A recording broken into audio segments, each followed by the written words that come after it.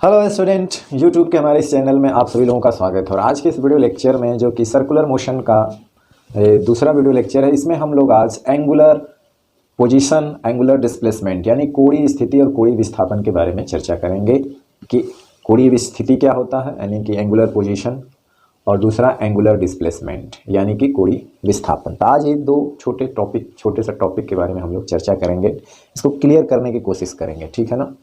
जैसे कि एक रेखीय स्थिति था यानी कि पोजीशन हम लोग पढ़ते थे सरल रेखीय गति वाले चैप्टर में, उस वाले टॉपिक में। उसी तरह से हमें अगर कोई कण सर्कुलर मोशन कर रहा है तो उसकी हम लोग पोजीशन कैसे पता करेंगे कि वो कण कहाँ है, ठीक है ना। तो सर्कुलर मोशन के लिए अगर हमें कण की किसी स्थिति को पता करना है तो हम कोण से, एंगल से पता करते हैं, ठीक है ना। और इसके लिए हम लोग एक रेफरेंस पॉइंट यानी कि हम एक निर्देश बिंदु, एक निर्देश लाइन को मान लेते हैं और वो मानते हैं पॉजिटिव एक्स एक्सिस। जैसे कोई कण है, अब वो सर्कुलर मोशन कर रहा है, ठीक है ना। अब उसकी हमें कोणीय स्थिति यानी एंगुलर पोजीशन चाहिए और इसका सेंटर है, मान लीजिए O है। तो एक हम रेफरेंस पॉइंट ले लेते हैं, रेफरेंस लाइंस, जिसको हम लोग पॉजिटिव एक्स एक्सिस कहते हैं। ये है, यहाँ Y भी लिख देंगे, पॉजिटिव एक्स अक्ष, जिसको हम लोग निर्देश लाइन कह सकते हैं, निर्देश रेखा, जो कि क्या होती है, पॉजिटिव एक्स एक्सिस होती है। तो मान लीजिए कोई कण है और उसकी हमें स्थिति चाहिए, तो किसी सर्कुलर मोशन यानी कि वृत्तीय गति करते हुए किसी कण का अगर हमें कोणीय स्थिति जो होती है वो कोण से ज्ञात करते हैं। किससे ज्ञात करते हैं? कोण से। यानी कि सर्कुलर मोशन यानी कोणीय यानी वृत्तीय गति करते हुए किसी कण की जो कोणीय स्थिति है उस कोण से ज्ञात की जाती है, प्रदर्शित की जाती है। जो कण किसी निर्देश रेखा, जिसको हम लोग पॉजिटिव एक्स एक्सिस मान लेते हैं, एक्स एक्स से एंटी क्लॉकवाइज डायरेक्शन में बनाता है। अब जैसे कि मान लीजिए कि कोई पॉइंट, यहाँ पे कोई कण P है, तो अगर पूछा जाए इसकी कोणीय स्थिति क्या है, तो हम इसको जो निर्देश रेखा उससे हम देखेंगे कि एंटी क्लॉकवाइज डायरेक्शन वो यहाँ से यहाँ तक का कितना एंगल बना रहा, यानी कि थीटा। तो हम कोणीय स्थिति को किससे ज्ञात करते हैं? एंगल से। और वो एंगल एक निर्देश रेखा से anti clockwise direction, positive direction में कितना है, वही उसकी कोणीय स्थिति होती है। तो कण P की निर्देश रेखा से कोणीय स्थिति क्या है? Angle theta. और ये theta 30 degree, 15 degree, 45 degree, 60 degree, 180 degree, मतलब कुछ भी हो सकता है, ठीक है ना। तो कोणीय स्थिति किससे बताई जाती है? एंगल से, यानी कोण से। और वो कोण जो एक निर्देश रेखा है, जिसको हम आमतौर पे क्या मानेंगे? Positive x axis. वो कोई कण जो है जो सर्कुलर मोशन कर रहा है वो निर्देश रेखा से कितने एंगल बना रहा है, वही उसकी कोणीय स्थिति है। तो हम ये कहेंगे कि ये कण जो है इससे 60 डिग्री के कोण पर है, 30 डिग्री के कोण पर है, 45 डिग्री के कोण पर है, ठीक है ना।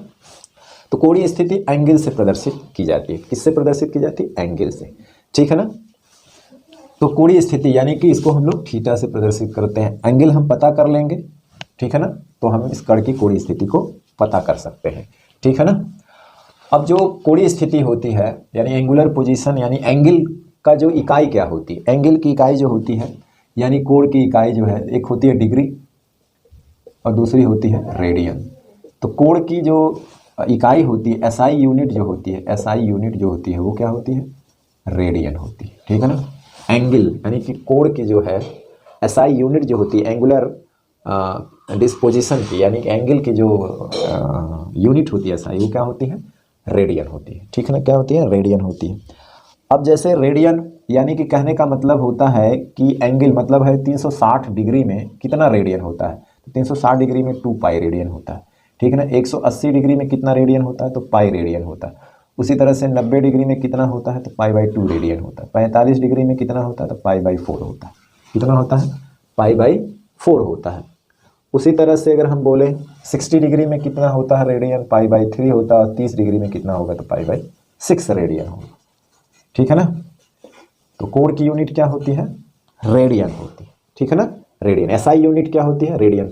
तो हम कोणीय स्थिति को एंगल से बताते हैं, एंगल से। और एंगल की यूनिट क्या होती है? रेडियन होती है। एसआई यूनिट डिग्री भी होती है, लेकिन हम इसको एसआई यूनिट जो मानी गई वो रेडियन मानी गई। और ये होता है 360 डिग्री में 2 पाई रेडियन, तो 180 में उसका आधा होगा, 9 में उसका आधा, 45 में उसका आधा, 60 में पाई/3, और तो उसका आधा जो पाई/6 रेडियन होता है, ठीक है ना।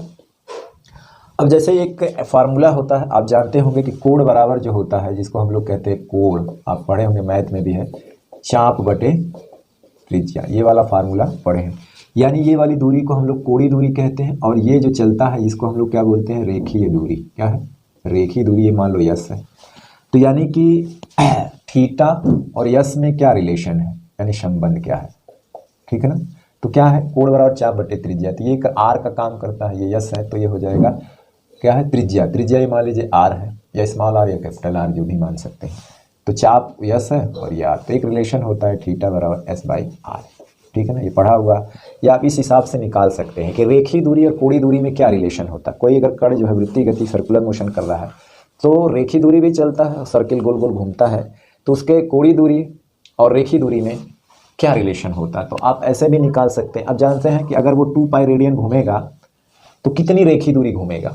2 पाई रेडियन का मतलब क्या हुआ, 360 डिग्री घूमने का मतलब है वो एक परिध के बराबर चलेगा, और परिध होती है कितना, 2 पाई आर, परिध होती है 2 पाई आर ना। तो मान लीजिए कि 2 पाई रेडियन में 2 पाई आर वो रेखीय दूरी चलता है, तो एक में कितना चलेगा, 2 पाई आर बटे 2 पाई, यानी आर दूरी चलेगा एक रेडियन में, ठीक है ना।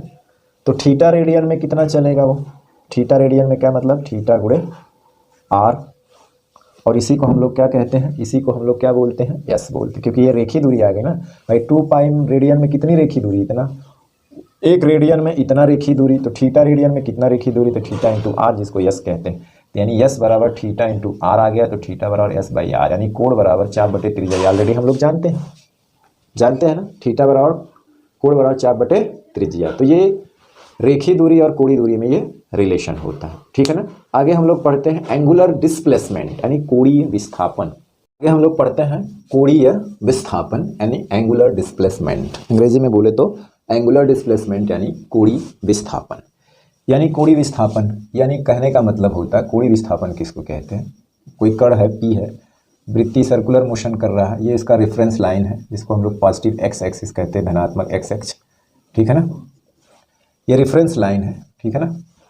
और मान लीजिए उसका जो है कोणीय स्थिति जो है, एक पी पॉइंट यहाँ पर है, जो क्या है, मान लीजिए ये क्या है, थीटा 1 है उसकी कोणीय स्थिति, एंगुलर पोजीशन। मान लीजिए वो किसी क्षण जो है उसकी कोणीय स्थिति जो है, ये मान लो पी से यहाँ पे क्यू पे चला गया, यानी ये हो गया थीटा 2, सॉरी थीटा, ठीक है ना। यानी कण P का कोणीय पोजीशन थीटा 1 है, और मान लीजिए कण Q है, यानी Q पोजीशन पे जाके बैठा है, तो उसका कोणीय स्थिति यानी एंगुलर पोजीशन थीटा 2 है।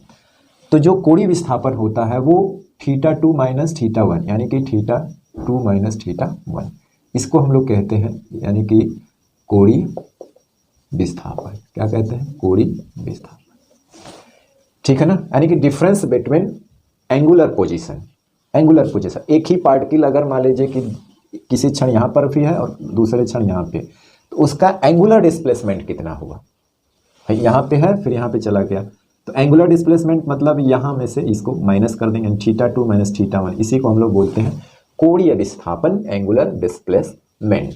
और एंगुलर डिस्प्लेसमेंट ये 2 तरह का होता है, एक को हम लोग डी थीटा कहते हैं और दूसरा को डेल्टा थीटा, ठीक है ना, डेल्टा थीटा। ये जो है लॉर्ज, ये बड़ा डिफरेंस होता है, बड़ा अंतर, और ये बहुत छोटा अंतर, इनफाइनेटली स्मॉल होता है, ये लार्ज डिफरेंस होता है, ठीक है ना, लार्ज। यानी यहाँ पर जो होता है ये थीटा 2 माइनस थीटा 1। तो जो डी थीटा होता है कोणीय विस्थापन, ये वेक्टर राशि होता है और ये वेक्टर राशि नहीं होता, मतलब है ये स्केलर में काउंट होता है, ठीक है ना। वो क्या है, वो वेक्टर होता है। क्यों, देखिए इसका कोई आगे फिजिकल सिग्निफिकेंस कोई नहीं है, फर्क, ठीक है ना, इसका कोई फिजिकल सिग्निफिकेंस नहीं है, इसका फिजिक्स में कोई रोल नहीं है, कोई महत्व ज़्यादा नहीं है, ज़्यादा रोल इसका है, लेकिन ये इतना स्मॉल है, बहुत स्मॉल है, इसका डिफरेंस इतना स्मॉल है जिसको काउंट करना थोड़ा मुश्किल है, मतलब बहुत ही स्मॉल गैप होता है इनमें, ठीक है ना। तो इसलिए इसका फिजिकल सिग्निफिकेंस नहीं है। आगे हम लोग पढ़ेंगे डी थीटा अपन डी टी का फिजिकल सिग्निफिकेंस मिलेगा, ठीक है ना, जिसको angular velocity, instantaneous angular velocity कहते हैं, उसका फिजिकल सिग्निफिकेंस है ना, ठीक है ना। तो ये वेक्टर होता है, क्योंकि ये वेक्टर एडिशन रूल फॉलो करता है, तो ये वेक्टर होता है, क्या होता है, वेक्टर, क्योंकि यह वेक्टर के नियमों का पालन करता है, वेक्टर के योग के नियमों का पालन करता है, क्योंकि यह वेक्टर के योग के नियमों का पालन करता है। और जबकि ये क्या है, अदिश राशि, काउंट होता है, क्योंकि मतलब है it follows vector addition rule, it does not follow vector addition rule. तो यह वेक्टर के योग के नियम का पालन नहीं करता है, वेक्टर के योग के नियम का पालन नहीं करता है, तो इसलिए इसको आदिश राशि में काउंट किया जाता है। और डी थीटा जैसे बहुत कम अंतर होता है, ठीक है ना, तो जो स्मॉल एंगुलर डिस्प्लेसमेंट होता है, वेरी स्मॉल एंगुलर डिस्प्लेसमेंट होता है, वो वेक्टर की तरह ट्रीट करता है। और जो बिग डिफरेंस होता है, नहीं बड़ा अंतर होता है, लार्ज डिफरेंस होता है, θ2 - θ1, वो एज ए स्केलर ट्रीट करता है, क्योंकि यह वेक्टर के योग के नियम का पालन करता है और यह वेक्टर के योग के नियम का पालन नहीं करता है। इसको हम लोग फिजिकली प्रैक्टिकली करके इसको देखेंगे कि कैसे ये जो है वेक्टर के योग के नियम का पालन नहीं करता और ये वेक्टर के योग के नियम का पालन करता है, ठीक है ना। तो अभी भी हम इसके बारे में ही चर्चा करते हैं, ठीक। अब चूंकि ये वेक्टर है, इसका मैग्नीट्यूड जो भी होगा डी थीटा ही होगा, इसका मैग्नीट्यूड क्या हो जाएगा, डी थीटा। तो ये वेक्टर है तो इसकी डायरेक्शन भी होगी, तो डायरेक्शन हम निकालते हैं, इसकी जो दिशा निकालेंगे, इसकी जो दिशा है, इसकी दिशा कैसे ज्ञात करेंगे भाई, जब वेक्टर है तो डायरेक्शन बताना ज़रूरी है। और बताने का रूल जो है, बताने का वो जो रूल है थंब रूल है, दाहिने हाथ के अंगूठे का नियम है, दाहिने हाथ के अंगूठे, इसकी दिशा दाहिने हाथ के अंगूठे के नियम से ज्ञात की जाती है, ठीक है ना। इसकी दिशा दाहिने हाथ के अंगूठे के नियम से ज्ञात की जाती है। दाहिने हाथ के अंगूठे का नियम क्या होता है, जैसे आप दाहिने हाथ के अंगूठे को इस तरह से फैलाएंगे, ठीक है ना। अब मान लीजिए इसी को, ये डी थीटा है, ठीक है ना, पार्टिकल यहाँ से इस डायरेक्शन में चल रहा है, ठीक है ना। अब इस लाइन पे, पहली वाली लाइन पे इस हथेली को ऐसे रखेंगे और फिर इसको जिस डायरेक्शन में कण चल रहा है उसके दिशा में इसको कर्ल करेंगे, यानी इसे मोड़ेंगे। तो मोड़ने पर देखिए कण ऐसे चल रहा है, तो यहाँ पे रखकर इसको ऐसे मोड़ेंगे, अंगूठा की जो डायरेक्शन होती है वही इसकी डायरेक्शन होती है, ठीक है ना। अब देखिए इसका ये कण इस डायरेक्शन में चल रहा है, मूवमेंट इसके डायरेक्शन में है, सारी चीज़ें इस डायरेक्शन में, ये जो है इसकी जो डायरेक्शन है वो इस डायरेक्शन में है, यानी कि सर्किल का जो एक्सिस है ना वो एक्सिस के डायरेक्शन में है, ठीक है ना। तो इसका मेजर इसमें इस डायरेक्शन में इसका कोई रोल नहीं होता, हालांकि अब पढ़ते हैं हम लोग, ठीक है ना, इसीलिए इसका फिजिकल सिग्निफिकेंट नहीं होता है। फिजिकल सिग्निफिकेंट जब भी होगा इसी का होगा, ठीक है ना। फिजिकल सिग्निफिकेंस किसका होगा, इसका, ठीक है ना। इसका कोई रोल यहाँ पे नहीं होता भाई, सारे पार्टिकल मूव इस दिशा में कर रहा है, इसकी वेलोसिटी स्पीड इस डायरेक्शन में है और इसकी डायरेक्शन जो है इधर है, तो इसका कोई रोल ही नहीं है, क्योंकि ये इसका जो डिफरेंस होता है इतना छोटा होता है कि उसका फिजिकल सिग्निफिकेंस नहीं है। थ्योरेटिकली हम लोग पढ़ते हैं कि ये जो है वेक्टर राशि है, वेक्टर के नियमों का पालन करता है, ठीक है ना। और जिसे हम लोग, जिसका फिजिकल सिग्निफिकेंस है उसको हम लोग पढ़ेंगे, क्योंकि ये ट्रीट करता है एज ए स्केलर, ये वेक्टर के रूल का फॉलो नहीं करेगा, करता भी हम लोग देखेंगे, ठीक है ना। तो ये अंगूठे के नियम से ज्ञात किया जाता है, हमें हमने बताया, ठीक है ना, इस तरह से। तो ये जो है एक छद्म वेक्टर है, एक तरह से क्या है, छद्म वेक्टर, सूडो वेक्टर है। डी थीटा जी क्या है, जो है एक झूठा वेक्टर है, एक तरह से कह सकते हैं झूठा वेक्टर है, यानी कि सदिश राशि है, ठीक है ना, झूठा वेक्टर है, या इसी को हम लोग अक्षीय वेक्टर भी बोल सकते हैं, अक्षीय वेक्टर, ठीक है ना। झूठा वेक्टर का मतलब यह है कि इसका कोई फिजिकल सिग्निफिकेंस नहीं है, यानी कि भौतिक के महत्व इसका नहीं है, फिजिकल, ठीक है ना, भौतिक महत्व नहीं है इसका कोई भौतिक महत्व नहीं है, ठीक है ना। इसीलिए इसको हम लोग एक सूडो वेक्टर बोलते हैं। ये अक्षीय वेक्टर है, क्यों, क्योंकि इसकी दिशा जो होती है सर्किल के, यानी कि वृत्त के अक्ष के अनुदिश होती है, अक्ष के, सर्कुलर पाथ के अक्ष के अनुदिश होती है, क्या होती है, अनुदिश होती है, ठीक है ना। ये जैसे ये सर्किल में घूम रहा था, इसका जो एक्सिस है इसकी डायरेक्शन इसके अनुदिश होती है। और ज्ञात कैसे की जाती है, इसकी दिशा दाहिने हाथ के अंगूठे के नियम से ज्ञात की जाती है। एक झूठा वेक्टर है, क्यों, क्योंकि इसका कोई भौतिक फिजिकल सिग्निफिकेंस नहीं है। अच्छी वेक्टर है कहते हैं इसको, क्योंकि इसकी दिशा वृत्त के यानी सर्किल के एक्सिस के अनुदिश होती है, अक्ष के क्या होती है, अनुदिश होती है, ठीक है ना। अब थोड़ा इसके बारे में जान लेते हैं कि क्यों ये स्केलर की तरह व्यवहार करता है, वेक्टर नहीं है, ठीक है ना। क्यों ये स्केलर की तरह व्यवहार करता है, वेक्टर नहीं है, ठीक है। लोग प्रैक्टिकली समझेंगे कि जो कोणीय विस्थापन, जो लॉर्ड्स कोणीय विस्थापन है, यानी कि डेल्टा थीटा से जिसको प्रदर्शित करते हैं, यानी कि θ2 - θ1, ये जो है स्केलर होता है, वेक्टर नहीं होता है, ठीक है ना, क्योंकि ये वेक्टर एडिशन जो रूल होता है सदिश योग के नियमों का पालन ये नहीं करता, वेक्टर के योग के नियमों का पालन नहीं करता है। बिल्कुल उस तरह से जैसे कि मान लीजिए एक वेक्टर ए है और एक वेक्टर बी है, तो ये वेक्टर के योग का नियम जैसे क्रम विनिमय नियम है उसका ये फॉलो करता है अगर ये वेक्टर है तो, यानी कि इसका अगर क्रम चेंज करके भी जोड़ दिया जाए तो रिजल्टेंट पे कोई प्रभाव नहीं पड़ता, दोनों का रिजल्टेंट और डायरेक्शन सेम आता है।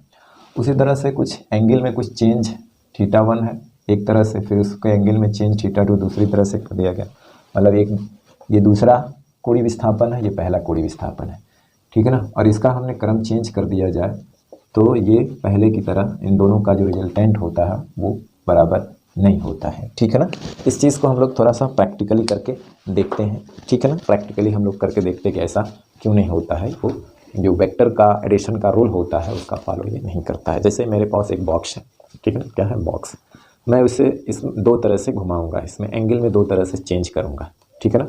देखिए पहले मैं इसको इस साइड घुमा रहा हूँ, इधर इधर देखिए ध्यान से देखिए, ऐसे मैंने इसको पहले ऐसे घुमाया, ये मान लीजिए डेल्टा θ1 है, ठीक है ना।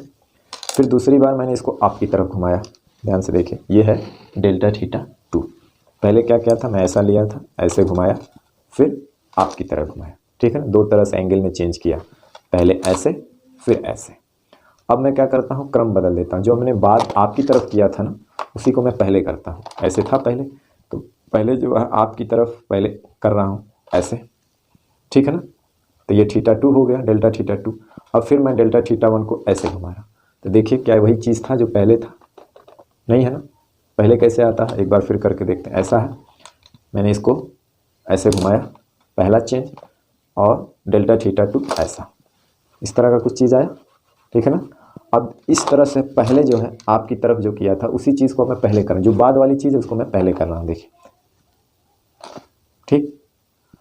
ठीक है ना। अब इसको फिर आपकी तरफ मैंने घुमा दिया और फिर मैं अपने हाथ की तरफ घुमा रहा हूँ, ठीक है ना। तो देखिए ये वाली पहले वाली पोजीशन नहीं आ रही ना, इस बार ये आ रही थी, पहले कौन सा आ रहा था, ये आ रहा था। तो इस तरह से ये प्रैक्टिकली ये जो है दोनों का क्रम चेंज करके जोड़ रहे हैं तो सेम रिजल्टेंट नहीं दे रहा है, ठीक है ना।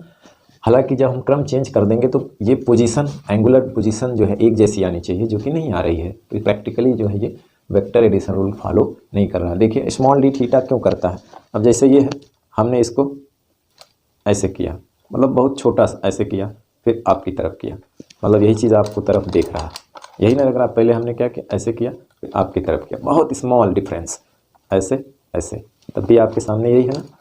अब अगर मैं पहले ऐसे करूं फिर ऐसे करूं तब भी आपके सामने यही दिख रहा है। तो इस तरह से जो स्मॉल डिफरेंस होता है, यानी कि डी थीटा जो होता है, ये एज ए वेक्टर की तरह से ट्रीट करते हैं, ठीक है ना।